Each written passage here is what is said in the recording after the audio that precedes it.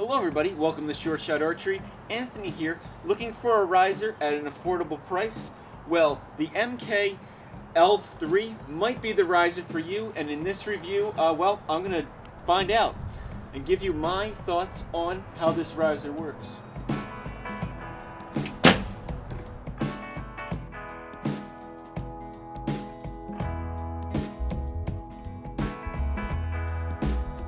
Before we get started with this review, two things I want to mention. First, I will have a email address to MK Archery's USA and North America distributor for MK Archery products in the description down below. So if you're considering purchasing the L3 riser or just want pricing or pricing on any other MK Archery products, definitely check out his link down below. Next up, I want to tell you what I used to test the L3 riser. So first off, we have the L3 riser. On that riser though, I have a biter plunger, a biter clicker, and a Shibuya arrow rest. For my sight, I'm using the older Shibuya Ultima sight. They're now on the 2.0 version, and they have like a new Elite version that's out. So yes, I have the old school one. And I'm using some MK Impers stabilizers. So for the most part, this is a very medium setup. I even have nice intermediate limbs, the MKL2 limbs, and I'm shooting a BCY Spectra string. And I chose this setup because this is an intermediate riser, so I wanted a fairly intermediate setup to kind of go with this riser. I don't think it would have been really correct to go and slap in $800 MK Zest limbs and then test them on a much more affordable intermediate riser. So with that, that's the start, and let's get into looking at the build and just the overall look of this riser. So the first thing that's really striking about this riser is the colors. The L3 comes in a two-tone color. This one is black and green, but they have a variety of other colors, and I just think it's a really classy look. I know some people are like, oh, it looks so 90s or whatever, but you know what? This is a paint design that we have not seen for a very long time. For that matter, I don't think I've personally seen this on a riser.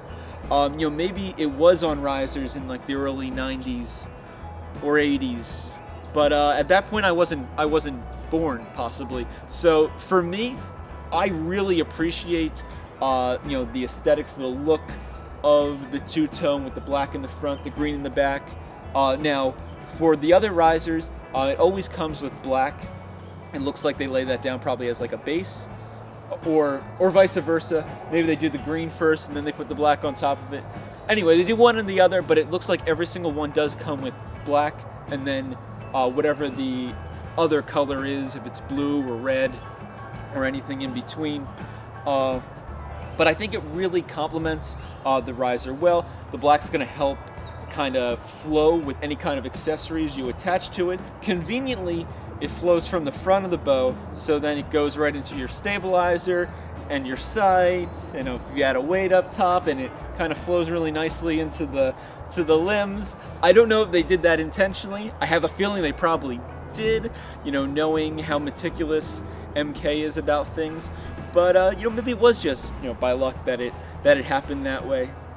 But it definitely gives it a look, and I like it. I like the look. While we're on the look of this riser, there's another thing that really sticks out, compared to a lot of risers, and the new trend, I guess, for risers.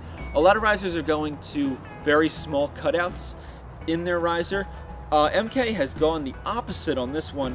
It's got two very large cutouts on the top and bottom here, and they're big. They're big windows, which is nice. It definitely helps the riser kind of flow. Also, you're going to have a lot less wind resistance because the wind can really go right through this puppy. But at the same point in time, I would say they're pretty thick. The material that they have left is pretty thick, and therefore you don't have to worry about the riser cracking, hopefully.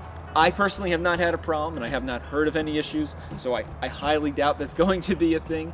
But sometimes when companies cut out windows that are too big, or even in some cases too small, if they cut them too close to the edges of the riser, you can run into problems. I don't foresee it in this one. I've had a great experience so far, especially since they've beefed up a lot of this, because this riser has some special capabilities, and we'll get into that. But before we get into that, I want to talk about the glossy finish of this riser as well. It kind of went with the paint job. We got this very, kind of loud paint job here, and it's got this nice shiny gloss to go with it. For the most part, though, unless your hands are really greasy, like you just got done eating potato chips, I have not really had a problem with it getting too many smudges. And outside here, in the natural light, it just looks fantastic.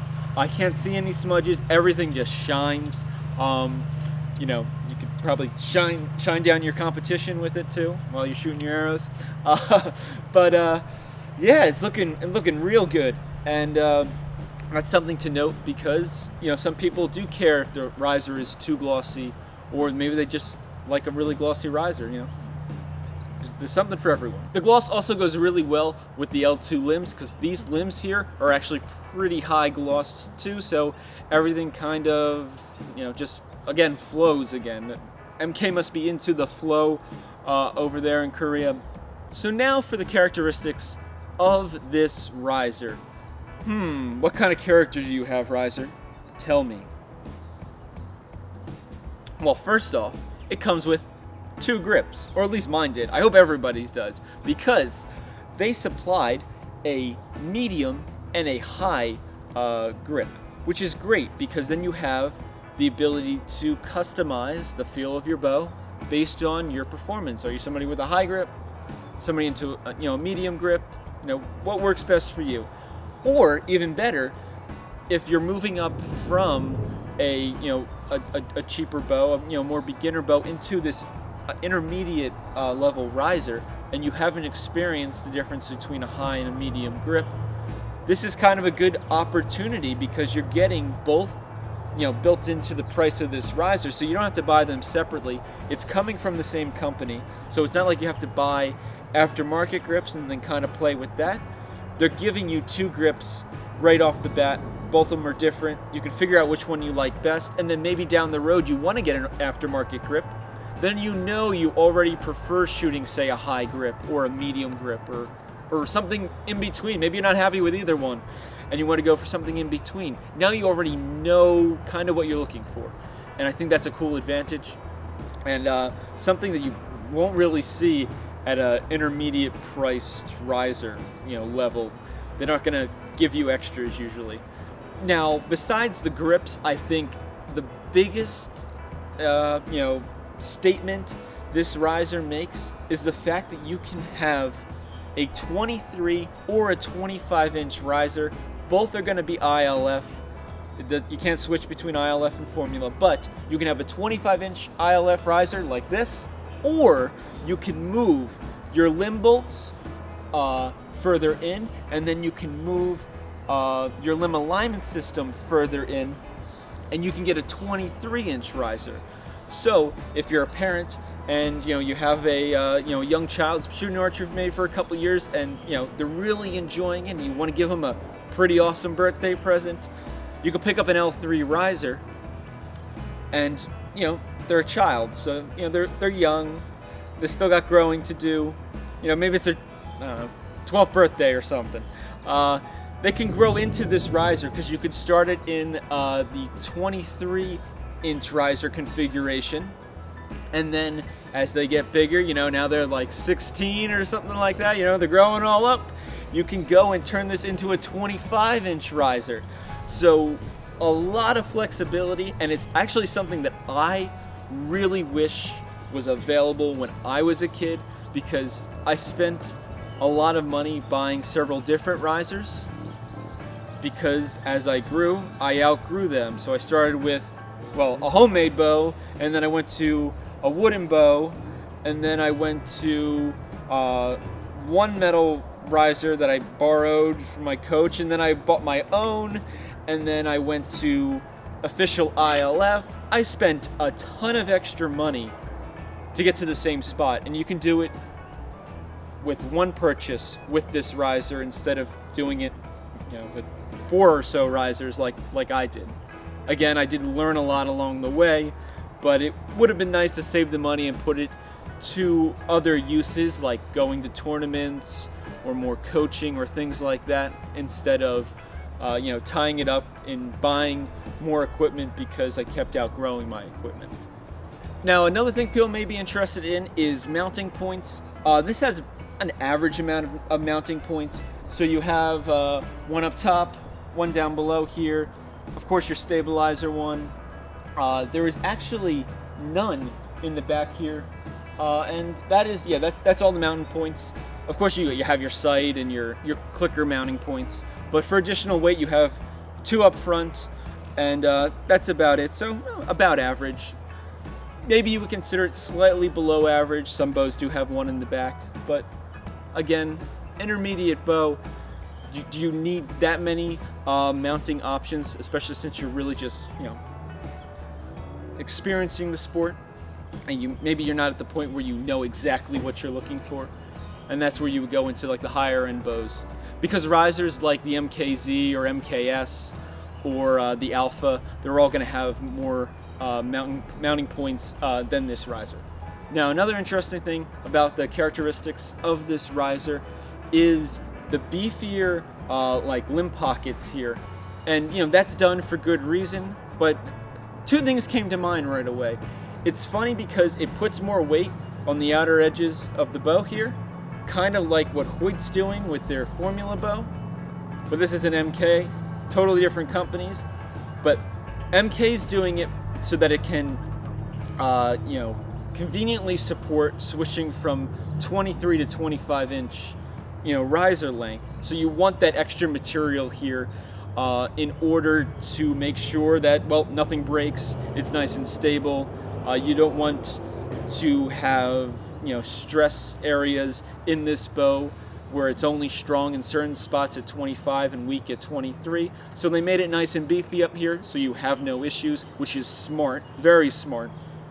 But it also kind of gives you a setup and feel of a higher end bow, because there's a lot of manufacturers going to they're going to the idea of adding a little more weight up in these limb pocket sections to kind of spread it out along the bow a little bit more. So interesting to see. Other than that, some people probably are wondering how good these little caps are at staying in, especially since you can only shoot it in one configuration at a time. You're either shooting it as a 25-inch riser or a 23-inch riser. So how good are these caps at staying in? And I do have to say, they are very well designed. They basically kind of just click in there. They're pretty easy to remove, but I have not had an issue with them falling out, with them vibrating out. They are like a plastic, but I have not had a single problem with them, which really says a lot. MK definitely did their homework to make sure that they covered their bases on this. The same thing for the caps that cover the limb bolts. These are actually more of a rubber in here, so you actually kind of have a dampener built into your limb bolt pockets here, because the caps they put in are rubber, so that's kind of sweet. Now my recommendations on the MK L3 riser. Overall, I think this is a great riser for new archers or archers looking to get into the sport. You could be, a young adult, or you can be an adult. You get an affordable price, but you get ILF limb compatibility, which lets you shoot an endless amount of limbs basically from every single archery manufacturer if you choose not to shoot MK limbs on your MK riser.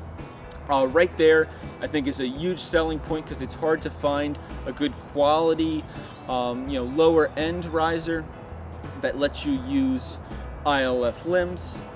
With that though, for the young people, having a 23-inch riser and then being able to grow into it and turn it into a 25 speaks volumes. You just can't do that with other risers on the market. So then you end up buying two, or you end up buying more sets of limbs too, because if you're on the shorter side and you're growing, you may be shooting a different limb setup compared to your riser. So you could end up spending less money in the long term. I could see this kind of helpful for archery coaches as well. If you own some of your own equipment, it might be helpful to have one or two of these hanging around, because if you get any adult shooters, this is a bow that you can kind of make fit for men or women, or depending on people's height. If somebody's very tall or fairly short, kind of works for everybody. So overall, this is a great little riser, and it's got a ton of options and, well, just opportunity for you as an archer to enjoy the sport even more. So with that, thank you so much for watching. I hope you enjoyed this video. Please be sure to give this video a like. It really helps with the YouTube algorithm, and just helping to promote quality videos to archers around the world. If you're interested in some sneak peeks and stuff on my videos, be sure to subscribe and to follow me on Instagram, AnthonyArchery720.